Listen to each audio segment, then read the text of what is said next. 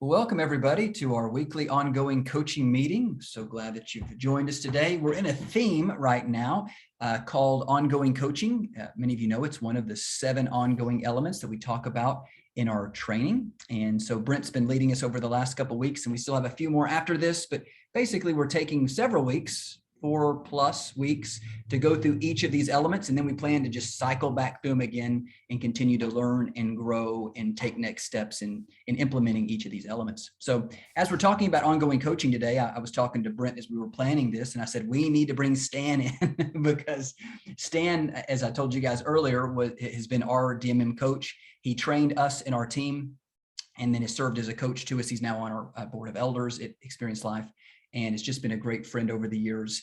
And if you don't know Stan, I was telling you guys earlier, if you've read our book, I'm sure many of you have, his name is, I should have put him as a co-author because his name is the other book. Well, Stan said this and Stan said that, but Stan is a movement catalyst with Beyond. Some of you guys have heard of Beyond. It's a missions agency out of Dallas, Texas. And also he's helps to give leadership to 2414. You can look that up at 2414now.net, 2414now.net, a great collaboration of organizations aiming together to get movement engagement teams among all unreached people and places by the end of 2025. So we want you to be a part of that. But we've asked Stan to come today and just share some about ongoing coaching. Stan, the one question I told him I wanted to ask you for all of us, and you can share whatever else the Lord's put on your heart, but is how did ongoing coaching make the list? Like we've got these 7, they're in the training. All of us have gone through it. We know they're all important, but you and Erica and some of the others working on the training put number 7 in there, ongoing coaching. So we'd love to hear how it made the list and maybe some best practices you've learned over the years with coaching, many movement leaders around the world. Stan, thanks for joining us. It's my privilege. The way it made the list was we've actually seen people do the first 6 without coaching, and they almost always end up flaming out or dying out. A lot of the early training we trained people on these principles. They're learning the principles biblically, but there wasn't ongoing coaching. And we thought, people know the principles, they know the Bible, they're going after it, they've got their local team. But the reality is, if you don't have somebody helping you evaluate, reevaluate, stay encouraged, pick you up when you're discouraged, you're just almost not going to stick with it. And so that's the reason we added it. I sometimes talk about train coaching, right? We train you into coaching, and coaching is the ongoing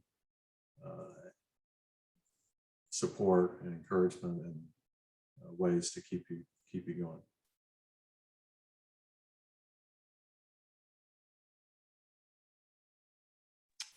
Awesome. So Stan, talk to us more then about just coaching. So you've coached us over the years, and we've been so blessed by being coached by you. But talk to us just about different people you've coached, and maybe some practical hows of coaching. What are good ways to coach people, and just maybe other reasons it's important, and what kind of rhythms maybe we should establish in coaching those that we train. Yeah, so really, if you're part of a DMM church, a church where you're using the DBS approach, the 3/3 approach, coaching is built into it, right? You're evaluating, what did we do this last week? And what are we planning to do in the future? And you're hearing other people talk about what they've done and what they've learned, how they're applying it. You're helping each other troubleshoot. So it's really just fundamentally built into it. Where the vast majority of our coaching is peer coaching. It's not the expert telling you what to do. It's coaching each other in these approaches. Hey, I said this to my neighbor and it didn't go so well, and then the group says, they begin to talk through, some of the ways you might address that, or some of the ways that you might, say it differently, or they say, well, I tried this, it worked pretty well, or I've tried this, it didn't work very well. So you've got that really built at that just fundamental level. And some people, there's kind of this thing, I don't know that I need coaching. Like the best athletes in the world, right? The Olympics just happened. These are literally the best people in the entire world at whatever sport they play. The US Open right now is going on in tennis.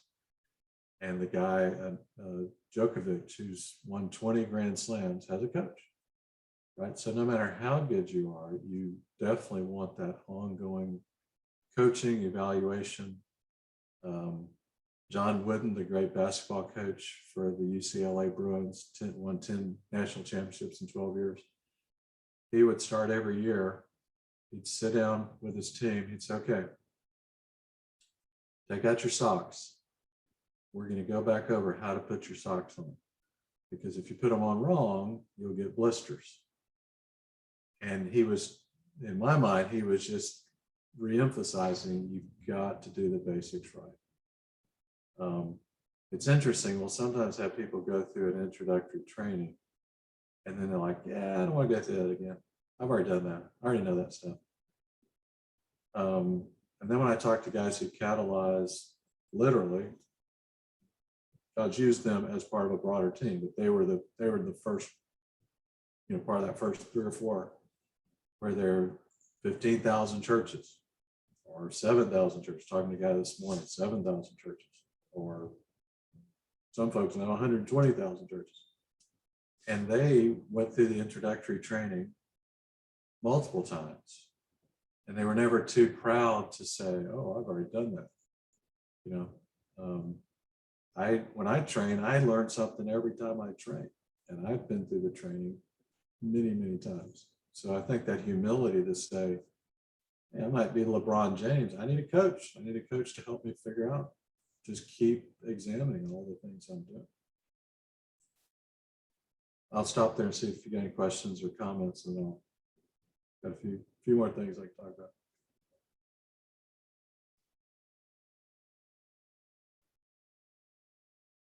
Anybody got any questions?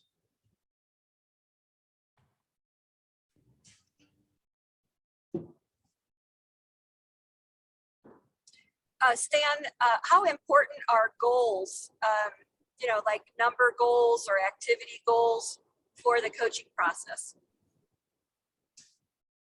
So I think you're all familiar with the illustration of raising your sales. I'm sure Chris has mentioned that a few dozen times. We tell people the results are not your job, right? They're God's job. But are you raising your sales? Are you doing the right stuff? So most of the guys I work with, men and women I work with, they're absolutely accountable in terms of activities. How many conversations are we having? How many leaders are we developing? How many second generation churches? Whatever stage they're at, they're saying, what are we doing to make sure we get to that next stage? One evaluation is, hey, you're relating to 40 leaders. That's too many, right? So how can you relate to maybe 12 and then, spin that leadership out? So I think the activities, who am I spending my time with? What am I personally doing? That's something that's very commonly addressed and evaluated and measured, and people are accountable to, hey, I'm not really doing this area, I need to really focus more energy on it. Some movements actually have numerical goals. Most of them are looking more at, are we getting into new groups, new people groups? Are we we've been at second and third generation. Are we getting to fourth generation? They wouldn't necessarily say, I want, 82 fourth generations. They're more of the types of, next steps that need to happen. We've developed this many leaders. We need to develop a lot more leaders. Most of them do track their rate of growth. And if their rate of growth slows down from what it's been in previous years, then that raises an alarm bell for them. And they say, is there a reason for this? Or, are we doing something differently that we should address? Or this stream has really slowed down and the other streams have not. How do we diagnose the problem there? I don't know many that would say, X number. Now, that being said, there are times where God tells them a specific goal.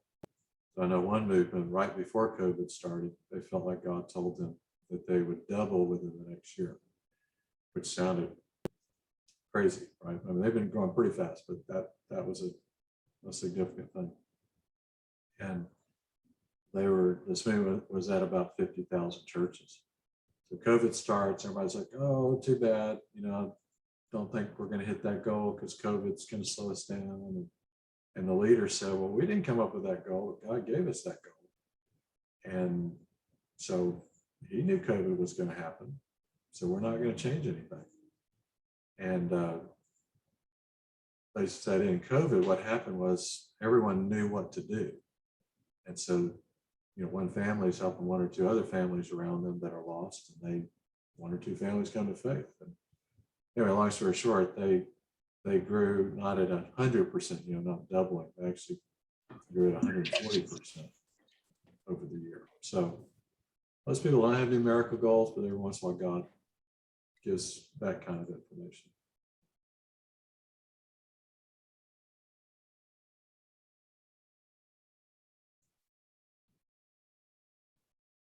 So this is one specific example.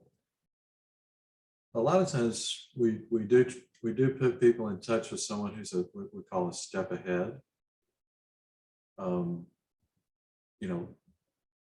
They're going along. Well, if they could talk to someone who's one step ahead of them, sometimes that person can help them think through some things. So if they can do that regularly, that's great. But a lot of times it's more of a, every once in a while when possible. So one of the examples of that, there's a movement that got started.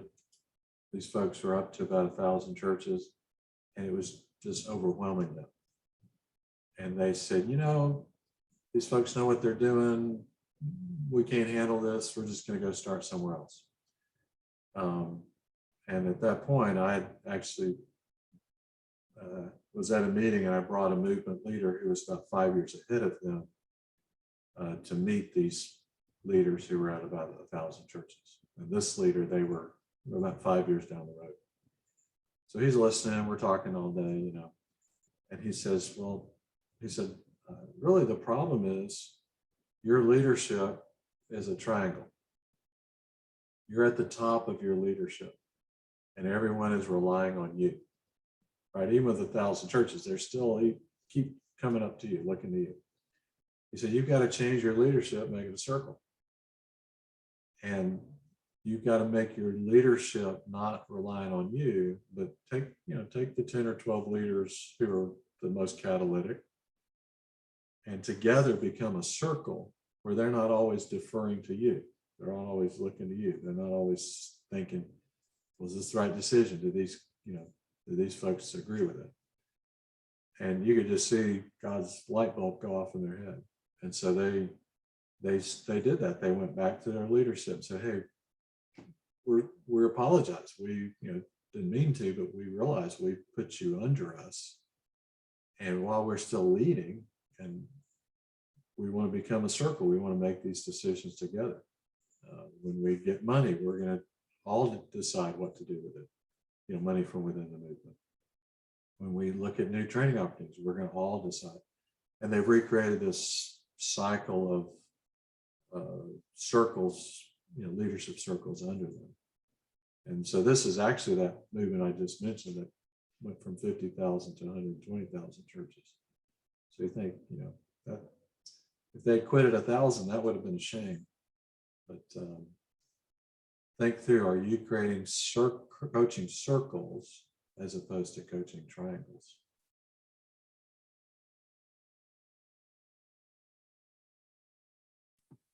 Stan, as you think about is there some themes of North American leaders that you coach that you see, man, that there's course correction that a lot of times they get stuck on something? Some of the big things maybe where people miss in our context. Yeah, the challenge you have in North America, and we've seen this around the world, is movements are much slower where there is a strong institutional church. Probably for multiple reasons, but the two main reasons seem to be the preconceptions, the baggage, the assumptions that we on this call that we have that are hard to let go of. We don't even realize we have them a lot of times. And the second is, things get started and there's this attraction of, hey, there's this big building over here and they've got lots of programs, and maybe I'll just go over there and take advantage of all the privileges that they have there. So that does tend to be a challenge. One of the things we have found is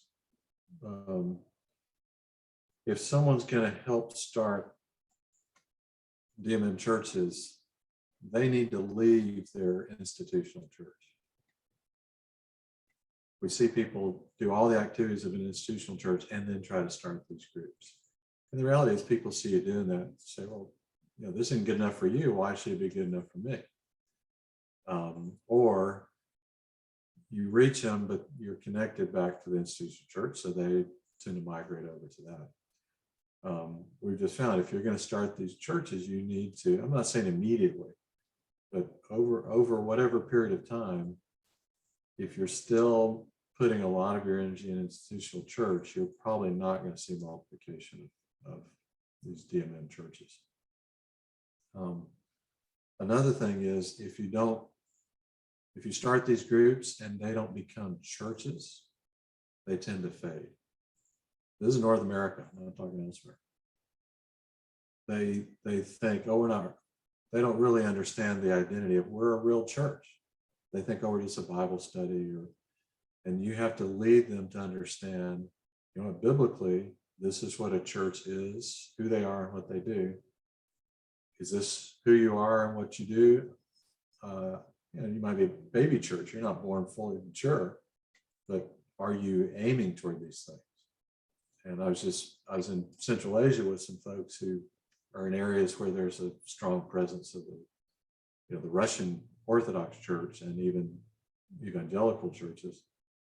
And they were stuck in this mindset of, well, these groups aren't really churches, because they were scared of what the institutional church would say. And I said, well, biblically, you've got to look at, are they actually churches or not? And if they are, you need to let them claim that identity and grow in that identity. So that, I feel like that's another thing we're seeing in the U.S. Hey, Stan, Yeah. question. Could you give me a picture of what you're describing as circular leadership? Yeah, so a group that meets together usually at least weekly, and they're pursuing movements. They're asking each other accountability questions. They're troubleshooting with each other on what they're doing.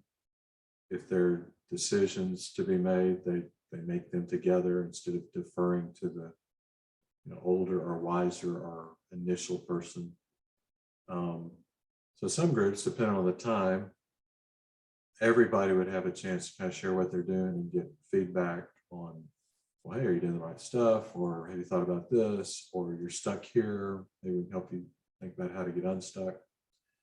Or some groups, and again, maybe if your time's less or however you want to do it, you might pull up a problem that one person has in the group. And then you spend that time focused on that one problem for that one person. So we actually have several different formats of what you can do in those coaching circles. And you guys are already doing that, right? You're on this call, you get some information, and you split into small groups, and you're helping each other work through. How are we implementing this? What does this look like? What do we need to change? What's working well? How do we build on our strength? How do we address our weakness? So Sandeep asked this question about proportion of time in direct DMM versus coaching others. Chris, you gave him an answer. You want to flesh that out a little bit? Yeah, I was just, I figured you could give him a few thoughts, but the article might give him something longer to read. We've gone through that, Sandeep, on the coaching call before, so there's even a video. But Stan, do you know what article I'm referring to? I do. Yeah, Stan, I've just found, and you can comment on it too, that being a very helpful article for those of us pursuing this, knowing how we should spend our time. And Sandy, Steve Smith has a diagram on there, and it talks about as you progress through, the stages of seeing movement catalyzed in an area, your time does change. He even gives percentages on different activities like prayer and going out and training people and then moving into new segments even. So Stan, I feel like I refer back to that a lot. So feel free to comment on it as well yourself. Yeah, no, that is a great article. And it's basically saying at the beginning, you're spending most of your time trying to get stuff started, and you're actually training quite a few believers to find that small group that will go into the harvest to find the initial persons of peace. Your amount of time spent in prayer actually remains the same throughout the effort, or your emphasis on prayer remains the same. But early on, you're training people to get started. You're doing it more personally as things happen. As groups get started and leaders begin to emerge, you spend more and more of your time focused on lost people or the new believers from the lost community, and more time on developing leaders in these emerging churches. And you become less involved in doing it personally and more involved in helping others who are doing it. I would say this. Thank you. There's the link from Brian. I feel like one mistake people make is they think, I'm going to find the persons of peace that are lost that are going to start the movement. And around the world, we just typically don't see that. We typically see the outsider. And if you've been a Christian for a while, you are a cultural outsider to the people you're trying to reach. You are no longer part of that group. Just because you have the same language and appearance and living environment, what is culture? Your worldview, your values, your feeling of what's real and not real is very different from the people you're trying to reach. And what tends to happen is you train a lot of believers, and if some of them buy into the vision, and together you begin looking for these persons of peace. I mean, you're already doing it, but rather than 2 of you doing it, now you got 30 of you doing it. And then some of those initial believers, many of whom might be more indigenous than you are, frankly, to whatever community you're trying to reach, they tend to become the catalyst because they're closer to whatever culture you're trying to reach. And so even at the beginning, I see a lot of people make the mistake of, well, I'm just going to do it all myself. I'm going to find the people. No, you need to train as many others as you can to be doing it with you, so that, if you got 30 of you looking, you're a whole lot more likely to find them than if you got 2 people looking. There's another question I got in the chat. It says, is there validity in a legacy church relying on a church planting organization to do its church planting for them? Yeah, so that question could go a lot of different ways. John, you want to maybe tell me a little more what you're asking there? No. Oh, there are church, standalone church planning organizations that, a church could become a part of, and they tend to be like a mission organization that a church would support. But the church itself isn't doing any really church planning or disciple making. So I just am curious to know how that, or whether that's a viable approach or not. Yeah, so interestingly, I mean, this happens some locally, but it particularly happens globally. Some people say, well, if you're a Western church and you're wealthier than most of the world, and you're trying to send your own people to do church planting, that's not good stewardship. You're American that you send's way more expensive than you could fund 10 of those people in that country. And then a similar argument is, well, we're in whatever city, let's say Dallas, and we're not really experts at this, so let's give someone who is an expert the money and let them do it. And that happens. I'm not arguing that should never happen. I am saying that historically, studying denominations and churches that have, in a sense, outsourced their church planning and missions, they say, okay, we can't do it. We're not going to send our people to do it, for all the different reasons I mentioned. We're going to fund someone else to do it. What happens is eventually they quit funding those people. So now they're no longer doing it or sending their own people to do it. Now they're not even funding someone else to do it. And so you got to have your own skin in the game, right? If your church is not personally involved in some way, you will eventually quit supporting church planting or missions. I mean, that's just historical fact of looking at lots of different churches and denominations. Now, you probably not get your whole church involved. And that's part of what we say to pastors. Hey, who do you have in your church? I'll give an example. There's a church in Indonesia, about 500 people. 50 of them got trained. 5 of them actually stuck to it, and then 1 or 2 drifted off. So you end up with like 3. Those 3 ended up starting something that had 700 people from a church of 500, right? So that's all right.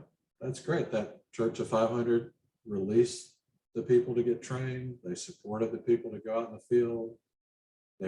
They said, if you get in trouble, we'll back you up. So we're not arguing all 500 should have walked out the door and done it. We are saying it didn't take all 500. As long as the church had some of their people doing it, then God could take those and do something with it. So one question is, who are you coaching? Who are you reproducing this with? At every level, you've got to be helping.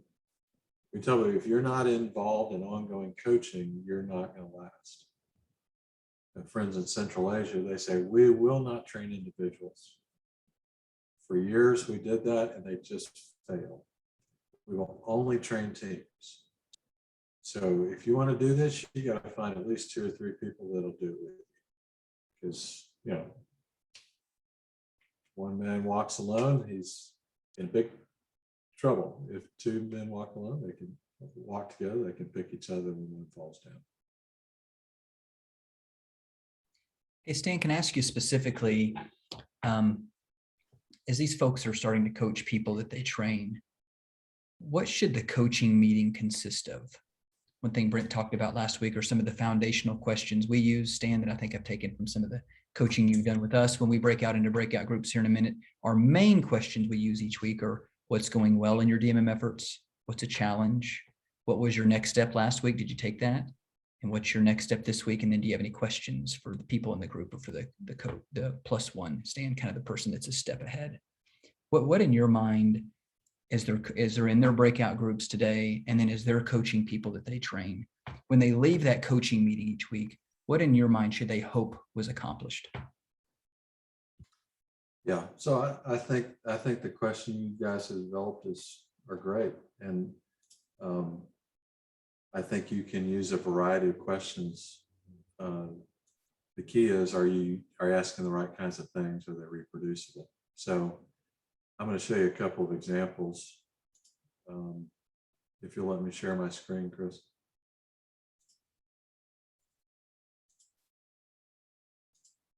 Susie, would you make Stan a co-host? It won't let me do that.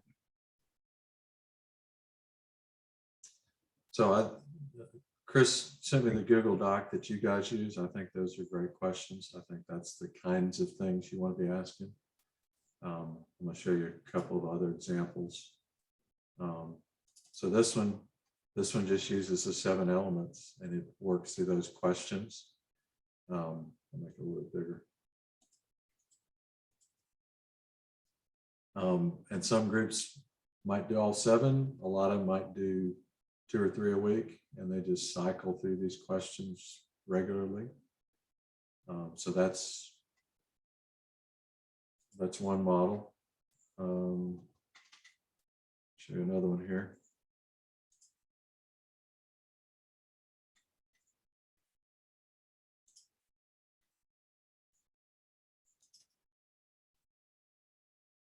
So then this is a longer cycle. And one thing we find is if some groups can use the same cycle for 10 years and it works great. Other groups, you got to change it up from time to time. And so these are some other options. This takes the heart and field, and then the group would walk itself through this, obviously over the course of multiple weeks. So, you know, asking these questions, and they're not just yes and no questions, right? But, you know, how are you staying focused on God's glory? You know, how are you checking this? One group, they said, we're gonna appoint someone, and we'll rotate this, who reads every newsletter or communication and ask the questions: are we taking credit for this, or are we giving credit and glory to God? You know, so you're walking through these heart and field elements and you just evaluate. You know, you're looking for that. Another format. Does that show up where you see challenge? Did that change the screen? No, I'm still on the previous one, Stan. All right, let me do this. I was going to say, Stan, that we gave them links to both of those last week and even talked about using them, Stan, if they didn't use them every week, using them even quarterly to just get a gauge of where they're at and raising these cells. I like your idea even of if they wanted to use them more often than like a quarterly eval, they could do, in addition to the foundational questions, they could do a couple of them each week, you know, or one a week in addition to the foundation questions, just to check in on how they're doing, focusing on God's word. But yeah, just trying to keep that big picture in mind. Mhm. Did you show them the coaching quad? I don't think we did last week. No, I think we've got it in the folder. No, Yeah, we have that in it's the in folder. the folder. Yeah. This is where you pick one person and one challenge, and you help them walk through that challenge as a group. And you know, there are 5 people in the group, one person's doing it. Well, the other 4 are learning from that process because they're going to face similar situations. I'll show you something else we've just been developing in North Africa, Middle East.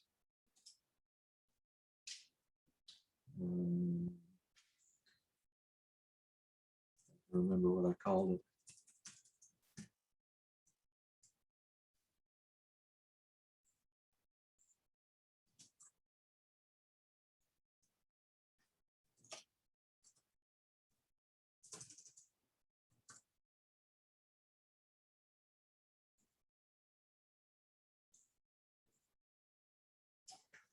These are basically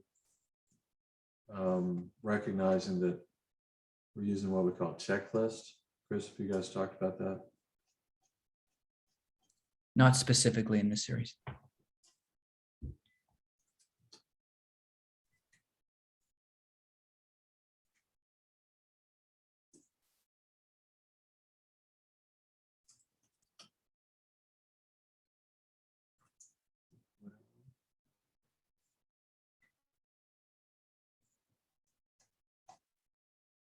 You know, Stan, one thing while you're looking.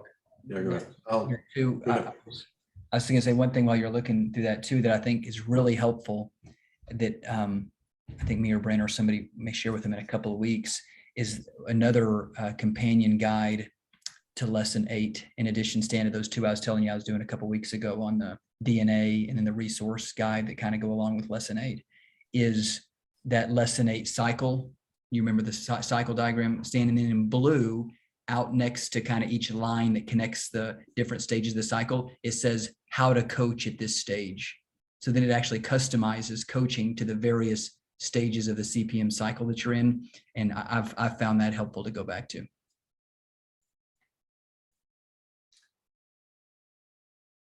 Yeah, so for instance, here's an example of what you just mentioned. So this is when you're coaching. So you're coaching the discovery group facilitators, right? So you're meeting with that person who's leading a discovery group. And so this is just make sure you didn't miss anything, you know, or did you ask them about their family? And did you discuss action steps? Did you walk through discovery process? And then these are questions you can ask about what happened in the group. And it you know, basically comes back to the idea of, you know, before you get on an airplane, that pilot goes through a checklist of the common mistakes or common problems that can show up before a flight. And they're, you know, a lot of them are very basic, but these are the kinds of questions that'll help you avoid, you know, common mistakes. One example would be in Indonesia. They realized that the groups weren't asking all the questions, right? They were leaving out the obedience question or the sharing question. So they actually changed their description. They said, we're going to do a 7-question discovery Bible study. And 7-question, they actually called it 7-question model, because that made sure they didn't leave out any of the questions. And so that's an example of, because they were asking these questions, they realized, oops, that's a problem. Well, then they addressed it by using that terminology. So we've developed some checklists at different stages that can help you avoid these common mistakes. I can send you guys links. They're pretty extensive because we're all the way up to, you know, 4 generation plus, but they wouldn't all apply to you, but the ones that are at the stages you're at, you could look at them, adapt them, do your own, right? So some people are scared to adapt stuff. We tell people, you got to adapt stuff. You've got to adapt it to your own situation. Now, you might not want to do it immediately because you don't know what you're adapting, but, you know, after you've done it a little while, feel free to experiment, try it. That's part of coaching, evaluating. That didn't work. That was a terrible idea. Let's go back and do something else. So one question is, how can a parachurch organization applying DMM principles not offend our own church? So, you know, we were in Indonesia for 20 plus years, and Singapore, Dubai, other places, worked in the US, helped people in India and Egypt, and I mean, places where there are lots of churches. The reality is you're going to offend some people no matter what you do, right? That's just a given. But does that matter in a sense? As long as I'm not trying to be offensive, it doesn't matter. And when I talk to pastors or denominational leaders, I always lead with questions. I say, you know, what vision has God given you? And they'll tell me their vision. And, you know, we'll talk about it a little bit. And then I'll say, well, do you feel like you're accomplished, you know, with God's help, with God's strength, or you feel like you're accomplishing that vision? They'll almost always tell you no. And I might even ask some questions, you know, like, oh, we're going to reach lost people. Well, you know, do you have any idea of the percentage of lost people in your city? And sometimes they do, sometimes they don't. And I can sometimes, I actually, like Dallas-Fort Worth, 75% of people in Dallas-Fort Worth had no connection to an existing church. None. Right? So I try to use the questions and the facts to let them, in a sense, realize the problem. A lot of them already realize the problem, but at least bring it out. And then I just talk about in Indonesia, we would have channels. Hey, the church is reaching people, and that's great, but there's some other channels that no one's getting reached. And they would say, yeah, you're right. How could we work together to reach those people in the most reaching? Well, I don't have time. I'm too busy. You're right. You're a pastor. You've got tremendous responsibilities. Are there some people in your church that might be open to this? Well, yeah. How about we do an experiment? I'll just come, we'll sit down, we can talk. We don't have to plan anything. Could we just talk about what this could look like? So in a sense, you're trying to avoid unnecessary offense, but when push comes to shove, you tell people, hey, God's giving you this vision. Your church is actively trying to stop you from that vision. You're going to have to decide if you need to continue to be a part of that church, or if God's releasing you to go start something else. Now, the healthiest situations are when the church will support and send them out. And we love to see that. There are times where people have to leave their church or their organization because they're not willing to do it. So I'm a lot more concerned about offending God than I am about offending the institutional church. But I don't want to unnecessarily offend, because that doesn't help anybody. Thanks, Stan. This is so helpful. Hey, we're going to probably head to breakout groups in just a few minutes, Stan, but I wanted to give you the last word. If there's anything else that you feel like you'd like to share with the group or that the Lord's put on your heart, we so appreciate you joining us today, especially being that you're going through some difficult circumstances right now, but the group always loves having you. Any last words or thoughts on this before we send them to groups? Never, never, never give up. The number one spiritual gift you need to ask God for is stubbornness. It's harder to do multiplication in places where there's a strong institutional church. It can be more discouraging.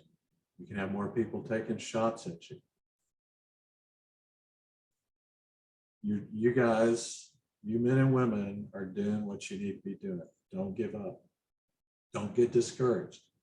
Don't say, well, we haven't seen this, that, or the other. You know, if you work for 30 years and nothing happens, and the day you die, somebody that you help ends up being used by God to start some amazing things, great, right? The results are all in God's hands. Part of what we have to do is be unflinching in evaluating what am I doing that is really just an echo of my tradition? What am I doing that really is human tradition? It's not biblical. It's not biblically mandated. You know, what am I doing that's stopping me personally or in helping others? You know, we just got to keep coming back to, you know, are there things, and there always are, that I need to change?